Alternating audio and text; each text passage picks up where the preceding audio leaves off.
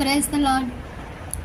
దేవుడు మనల్ని ప్రేమిస్తున్నాడా? ప్రేమిస్తే మనకి ఇన్ని కష్టాలు, ఇన్ని అవమానాలు, ఇన్ని నిందలు, ఇన్ని శ్రమలు ఎందుకు వస్తున్నాయి అనే ప్రశ్న మనందరిలో ఉంటుంది కదా.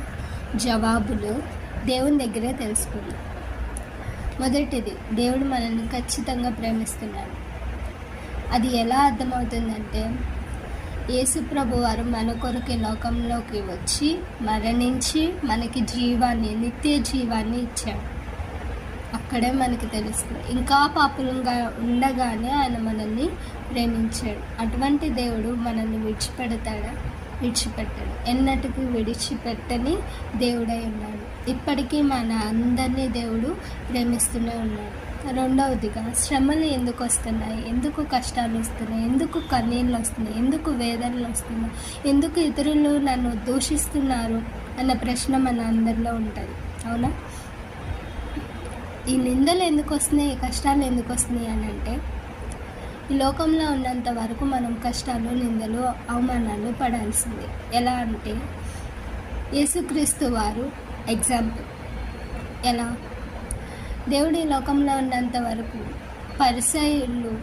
పరిసయులు దేవుణ్ణి దూషిస్తూనే ఉన్నారు, దేవుణ్ణి మాటలతో హింసిస్తూనే ఉన్నారు. చివరికి మరణం కూడా ఎంతో కఠినంగా వేశారు, మరణశిక్ష కూడా. సో అంత హింసలు దేవుడు పొందాడు, అంత బాధలు ఈ లోకంలో యేసు ప్రభు వారు ఈ లోకంలో జీవిస్తూ మన కొరకు అంత బాధని అనుభవించారు. మనం కూడా ఈ లోకంలో ఉన్నంత కాలం బాధల్ని భరించాలి, కష్టాల్ని భరించాలి. అప్పుడే నిత్య జీవాన్ని పొందుకోగలుగుతాం. దేవుడు ఆ బాధలు, ఆ నిందలు, ఆ అవమానాలు, ఆ కష్టాలు భరించాడు కాబట్టే మనకి రక్షణ వచ్చింది, నిత్య జీవము కూడా వచ్చింది. అదేవిధంగా మనము కూడా కష్టాలు, అవమానాలు భరిస్తేనే నిత్య జీవాన్ని పొందుకోగలుగుతాము. ఈ లోకంలో ఉన్నంత వరకు మనకి కష్టాలు, అవమానాలు భరించక తప్పదు, వీటిని ఎదుర్కోక తప్పదు. కానీ ఈ కష్టాలు, అవమానాలు, నిందల్లో కూడా దేవుడు మనకి తోడుగా ఉంటాడు.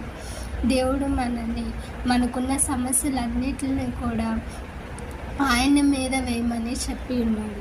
అలాగే మనకున్న సమస్యలన్నిటిని ఆయన మీద వేస్తూ, ఆయన మీద ఆనుకుంటూ, ఆయన కొరకే బ్రతుకుతూ, ఆయన కోసం పనిచేస్తూ ఉంటే ఖచ్చితంగా ఆయన మన జీవితాల్లో మేలు జరిగిస్తాడు, ఉన్నత స్థాయిలో ఉంచుతాడు.